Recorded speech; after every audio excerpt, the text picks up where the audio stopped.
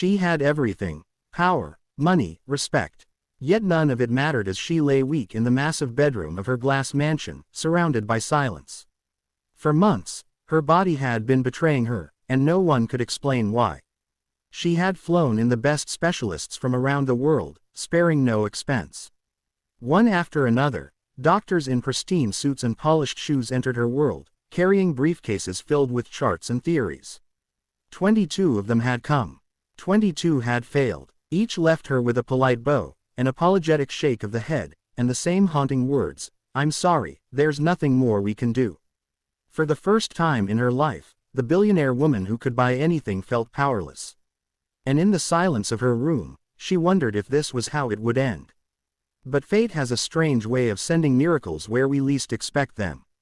One evening, a family friend whispered to her about someone unusual: not a doctor, not a man with degrees covering his walls. He was a single dad, a war veteran, a man who had fought battles no one else could imagine. His name carried no prestige, but his story carried scars of sacrifice, discipline, and a will to fight against the impossible. She laughed bitterly when she first heard it. How could a soldier succeed where 22 of the world's brightest minds had failed? Yet, in her despair, she agreed to see him. When he entered her home, he was nothing like the men who came before. He wore no white coat, no shiny shoes. His hands were rough, his shoulders straight, and his eyes held something no degree could teach: an unshakable calmness, born from carrying the weight of life and death on battlefields far away. At his side was a little girl, no older than 10, holding his hand. He introduced her shyly: "This is my daughter. She goes where I go." The billionaire, weak and weary, raised an eyebrow. But when the girl smiled at her, it was the first time in months her heart felt warmth.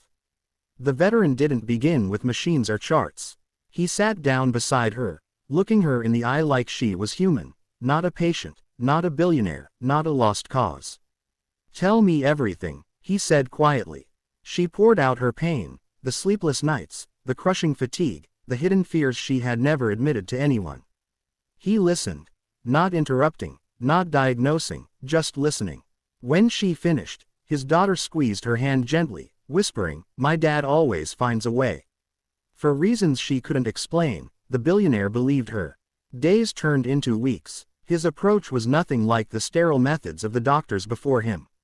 He combined knowledge from his military field training, natural healing techniques he had learned in the harshest conditions, and most of all, he gave her something the others hadn't: hope.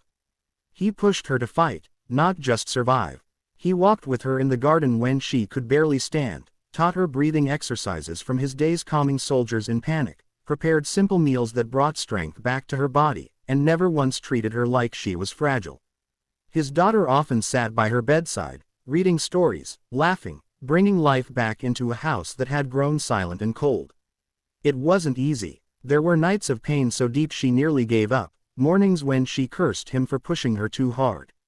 But unlike the doctors who had given up, he never wavered. He reminded her of the battles he had fought.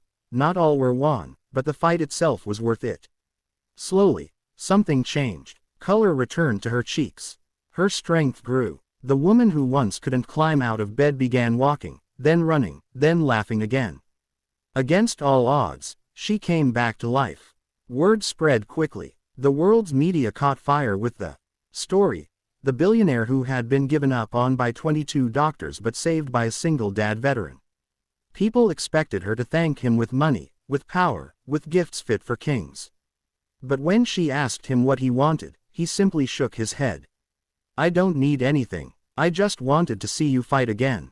That's the real miracle." His daughter tugged at his sleeve, whispering, "Daddy already has me."